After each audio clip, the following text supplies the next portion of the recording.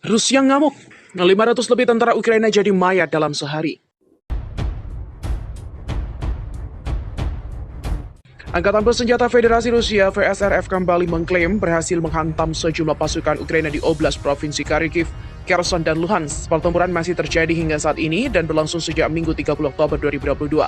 Dilansir Viva Militer dari kantor berita Rusia TASS, Komandan Rusia, Letnan Jenderal Igor Konashenkov membeberkan kemenangan pasukannya di 3 front tempur. Konashenkov menyatakan unit militer Ukraina sempat melancarkan 3 serangan taktis di 3 wilayah Kherson, yakni di Pyatikhaty, Chervony Yar, dan juga Isenska. Akan tetapi misi pasukan Ukraina ini dipastikan gagal akibat respon keras dari militer Rusia. Serangan artileri Rusia disebut Konashenkov telah memukul mundur pasukan Ukraina ke garis awal pertempuran 13 basis pasukan cadangan Ukraina yang juga diklaim Konashenkov berhasil dihancurkan. Dalam area Mykolaiv, Kryvyi Rih, Angkatan Bersenjata Ukraina meluncurkan 3 serangan yang gagal oleh kelompok-kelompok taktis ke arah pemukiman Pyatikhaty, Chervony Yar, dan juga Isenska di wilayah Kherson, kata Konashenkov sebagai akibat dari penembakan dan tindakan tegas dari unit Rusia. Musuh terdorong ke awal, selain itu 13 area cadangan musuh terkena. Akibat dari serangan masif militer Rusia, lebih dari 180 tentara Ukraina tewas, sementara 11 unit kendaraan tempur lapis baja Angkatan Bersenjata Ukraina ZSU juga hancur. Lebih lanjut, Konashenkov juga melaporkan kematian 250 prajurit Ukraina dan juga tentara bayaran di Kharkiv. Upaya Ukraina menerobos Kharkiv dengan merahkan 2 batalion taktis juga gagal dengan kerugian signifikan yang harus diterima. Di area Kupiansk, musuh dengan kekuatan hingga 2 kelompok taktis batalion yang diperkuat oleh tentara bayaran asing meluncurkan 7 serangan yang gagal terhadap posisi pasukan Rusia di daerah pemukiman Persotravnevoye, Orilanka, Tabeyevka, dan juga Berestovoye di wilayah Kharkiv. Pasukan Rusia dengan tembakan artileri serangan udara dan aktif berhasil mendorong unit Ukraina kembali ke posisi awal mereka hingga 250 tentara Ukraina dan juga militan telah dihancurkan. Kemudian, militer Ukraina juga terpukul telak dalam pertempuran di wilayah Krasny Liman, Republik Rakyat Luhansk. 50 tentara Ukraina di wilayah ini juga tewas. Berikut persenjataan yang juga berhasil dieliminasi pasukan Rusia ke arah Krasny Liman. Musuh mencoba melakukan tindakan ofensif oleh 2 kelompok taktis ke arah pemukiman Stelmakovka, Makeyevka, dan juga Sernopolovka dari Republik Rakyat Luhansk. Semua serangan berhasil dihalau. Tembakan artileri dan juga serangan udara memusnahkan lebih dari 50 prajurit Ukraina, 1 tank, 2 kendaraan tempur artileri, dan 1 pengangkut personil lapis baja. Zelensky bilang Rusia telah hancurkan lebih dari 8.000 serangan udara dan tembakan 4.500 rudal ke Ukraina. Presiden Ukraina Volodymyr Zelensky mengatakan Rusia telah meluncurkan lebih dari 8.000 serangan udara dan menembakkan 4.500 rudal ke Ukraina. Berdiri dari samping reruntuhan pesawat tak berawak Iran yang jatuh, dia bersumpah bahwa serangan Rusia terhadap pembangkit listrik tidak akan mematahkan semangat Ukraina. Rusia juga telah mengarahkan lusinan rudal dan juga kendaraan udara tak berawak ke jaringan listrik Ukraina yang menyebabkan pemadaman listrik yang meluas selama 2 minggu terakhir dengan Ukraina menembak jatuh 23 drone dalam 2 hari terakhir saja.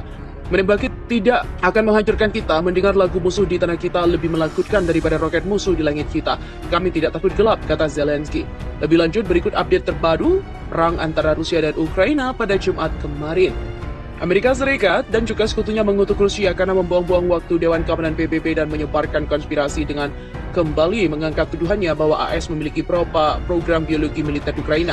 Berapa banyak lagi omong kosong ini yang harus kita tanggung? Duta Besar Inggris untuk PBB Barbara Woodward bertanya kepada Dewan. Rusia sebelumnya juga telah mengangkat setidaknya 2 kali Dewan Keamanan masalah program senjata biologis di Ukraina. AS membantah tuduhan Rusia yang menyebut pihaknya membantu Ukraina terlibat dengan senjata biologis terlarang.